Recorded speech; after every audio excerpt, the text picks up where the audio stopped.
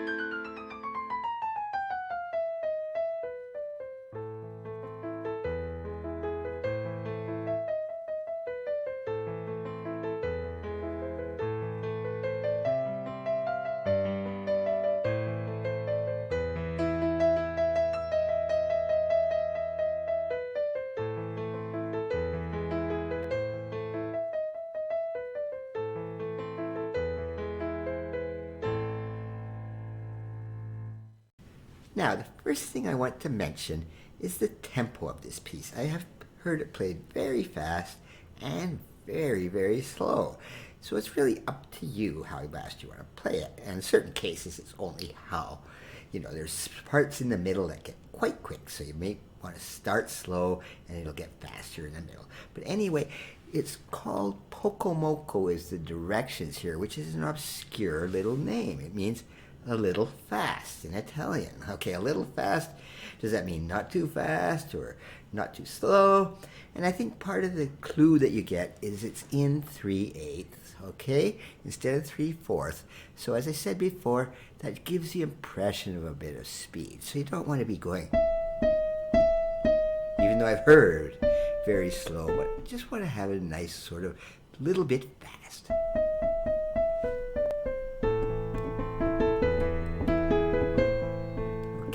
And this is a very easy melody to play. It's all in 16th notes, but you can just count it in 3. 1, 2, 3, 1, okay? Instead of being in 3/4, it's in 3/8, so the 8th note gets the beat. Fingering-wise, this is very, very simple. Just, all right, the left hand's a bit tricky. Here you want to stretch a bit. Alright, but I've also mentioned here, because this is so stretched, these are pedal markings, alright? I've put 2 different types of pedal markings. Sometimes you'll see the P with a star thing, or I prefer this one, the pedal and a little line. So that left hand you can just use the pedal to keep those notes together. And this comes out very, very simple.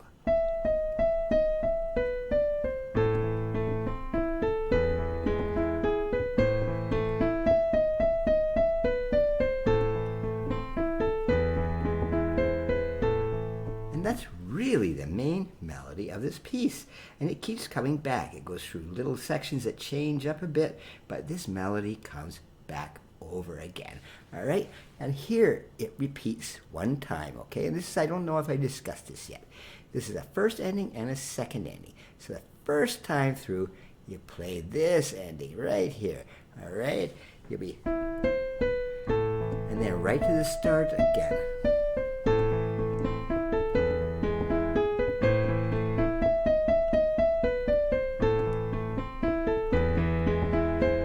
You hit the second ending here, the second time through, and the second ending, it says just keep going. All right, so there's the second part of this melody coming up right here.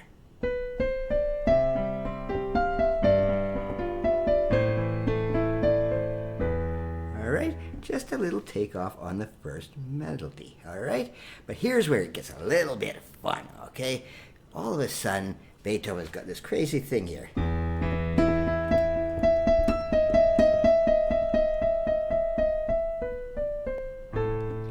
Okay, it goes right back to the melody, but what is he doing there? Well, it's just a little transition, all right?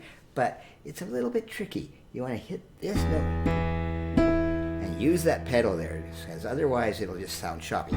All right? And then the right hand, the left, and keep switching your hands around.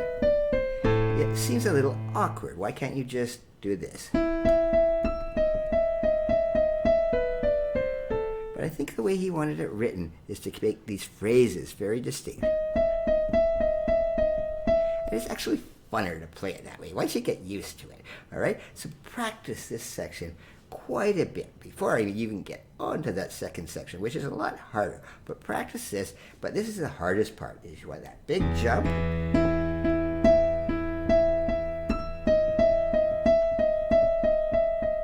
And right back into the melody.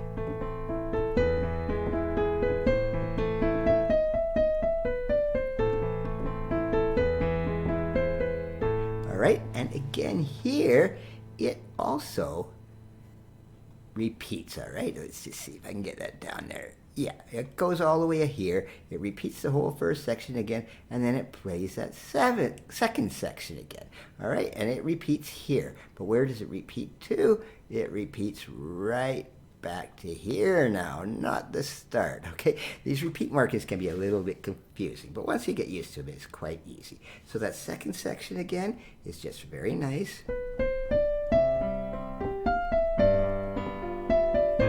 And then it gets this crazy stuff.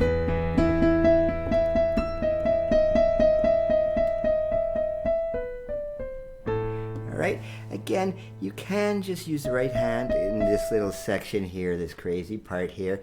You can, but I prefer not to, all right? It just makes it so much funner to play.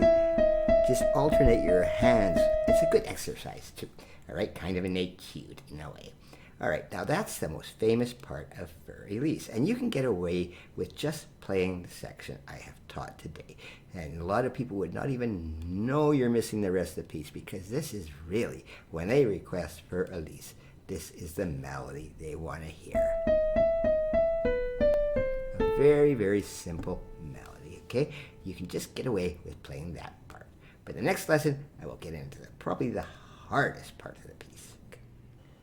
Now, the second section of the piece actually changes key briefly, all right? We were in A minor here, all right, and we just ended like this.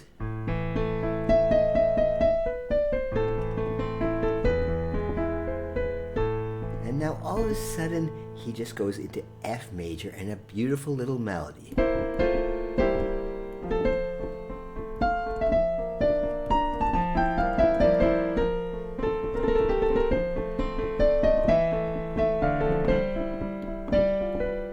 All right, now that's about as classical a melody as you're going to hear, all right?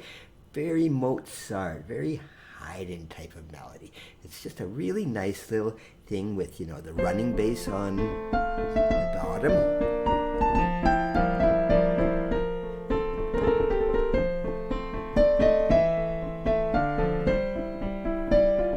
That's not too hard at all. There's only a few little things I want to mention here, and it's this kind of thing. Okay, you'll notice changing into F, all of a sudden you've got that B flat there, which is in the key of F, all right?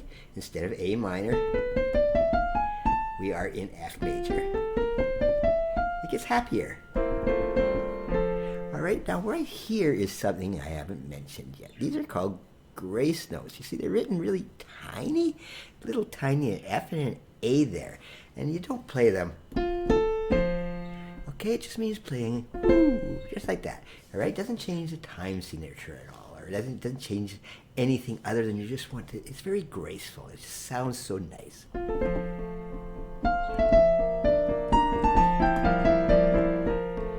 And then there's another little grace note over here.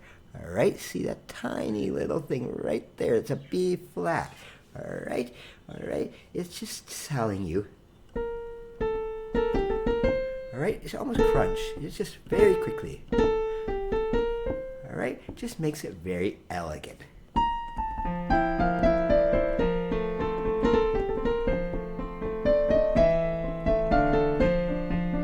All right, and the last little weird thing, I made a mistake there, but that's okay. The last thing I want to mention is this thing. It's a curly Q thing. I haven't really been playing that very much. It makes it a little more complicated. That's what's called a turn. So here, all right, okay, instead of saying, a turn just means wrap around that note. Okay, up around it. It just turns around it, okay? Yes, that's why it's called a turn. So if you want to play that, just make it really slowly. Practice it slowly because it's hard to get it in there. All right, it can be done. You can admit it if you want. But it is just like a grace note. It is very elegant and it's very classical. Now here's the section of the piece that still gives me problems to this day. It gives me fits, even though I've played this hundreds of times. Beethoven just goes into these 30-second notes. They look like they're going fast, and it's because they are going fast. Now it sounds something like this.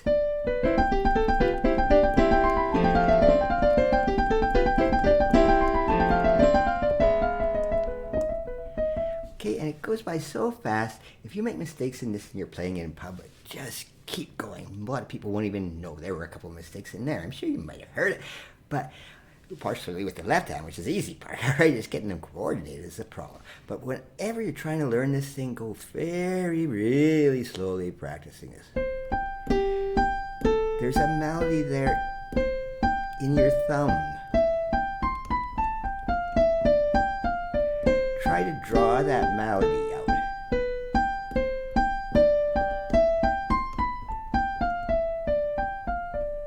And all of a sudden, we're moving right back into our key of A minor again, all right?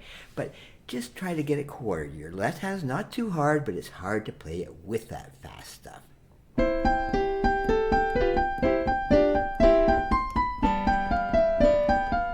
I made a mistake.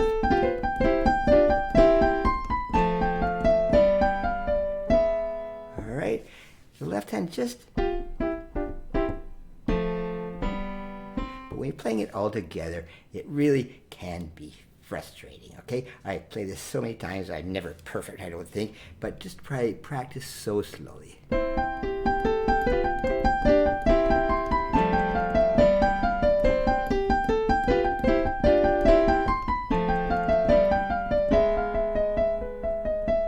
right, and then once you're confident about it, just go as fast as you want. And remember when I taught the first lesson, I said, don't take the first melody too fast, because of the second you get to this thing, if you went, you'd never be able to play this. All right? It can be done, but you don't want to go too fast, all right? Just make it nice.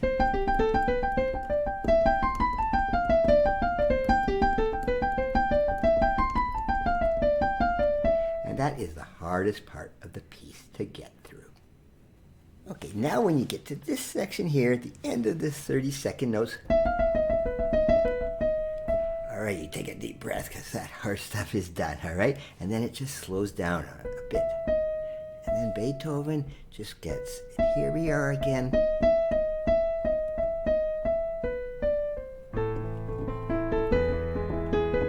Right back to where we started from. He plays that first melody, no repeats, but goes right back in there, and you can relax again, all right? And here's again use of those tiny things that I taught in the first lesson where you're putting your hands and alternating.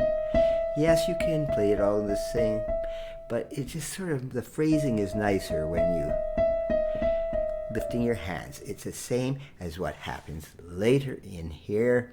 When we get down here, remember this crazy thing? I'll go right over this again too because I didn't quite talk to you about very slowly. But anyway, we're back to where we started.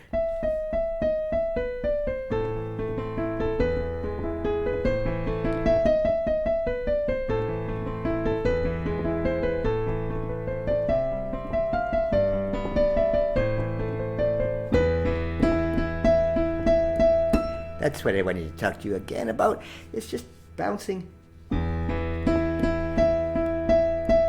all E's and you're using both hands. All right? Okay, just have fun with that part. And then you go right back. All right? That's the hard part of that main melody, is just making sure you get... Don't get too confused in there, because sometimes I actually add an extra one or two of those, no one will notice, all right? But just play that nice melody again. It's now time to be nice and peaceful after that really crazy 30-second note passage in the middle. So again, this melody just repeats itself.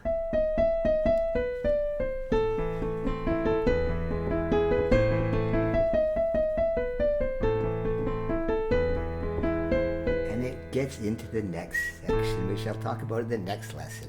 It is not nearly as hard as the second section, but it's the most dramatic part of the piece. And Beethoven does this all the time. He'll put a completely dramatic, not even related to the rest of the piece section in the middle of it, just to build the tension. But first of all, we'll just go right smoothly in from the main melody. And then what happens here? Look at that left hand.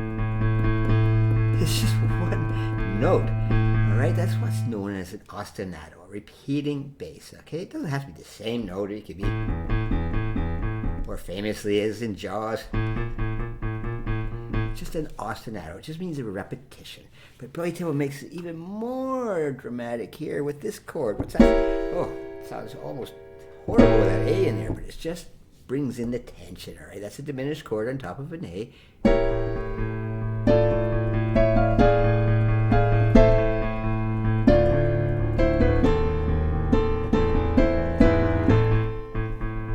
Okay, that ostinato figure, you can play it with just what way I was doing. I was just using my third finger, all right? But you can play it with multiple fingerings. Keep changing your fingering, which is a useful thing, but mostly when things get really fast, all right? But then it continues again here, all right? He continues this whole thing again in the second part of it. It's almost the same thing. He sort of changes into B flat for a second.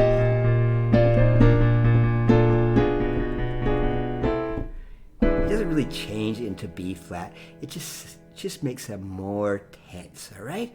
And then it starts going crazy again. Now, what does Beethoven go and do? He puts a bunch of arpeggios in there.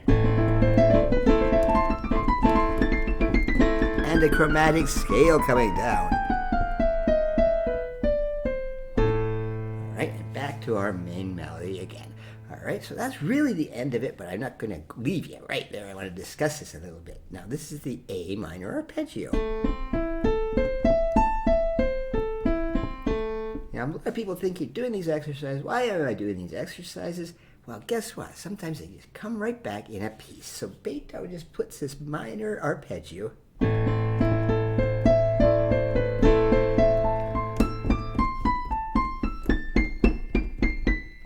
Okay, it's not quite an arpeggio. An arpeggio would come to going up, but he can change it a bit.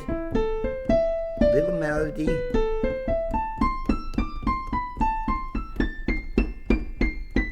And then, what else does he do here? Have you been practicing your chromatic scales? All this is a chromatic scale coming down into the melody. It's quite brilliant, really, all right? And all of these are in triplets, as you can see, all right? Each one of these little threes, that's not fingering, all right? The fingering's up here on the top usually, all right? Right there. These trees are saying they're in triplets, all right? So remember with the chromatic scale, all it is using the first and usually the first and the second finger, but usually the first and the third. All right, keep your third on the black notes and you shouldn't go wrong on those chromatic scales. Now, just as a slight reminder, I've taught this before, just in case you're wondering what this is all about here, this 8 here, that just means play it an octave higher. It's just a musical shorthand, so you don't have way too many notes way too high and way too many staff notes. It would be way up here, all right? So instead of this being here, just put it up an octave. Okay, after that, you come down here and you finish off the chromatic scale and right into the melody.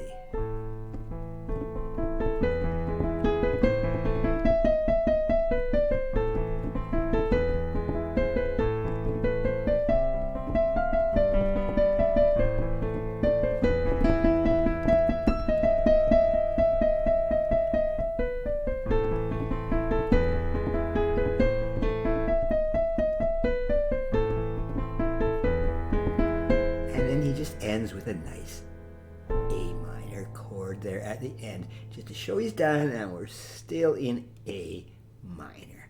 And that is the end of the lessons on For Elise.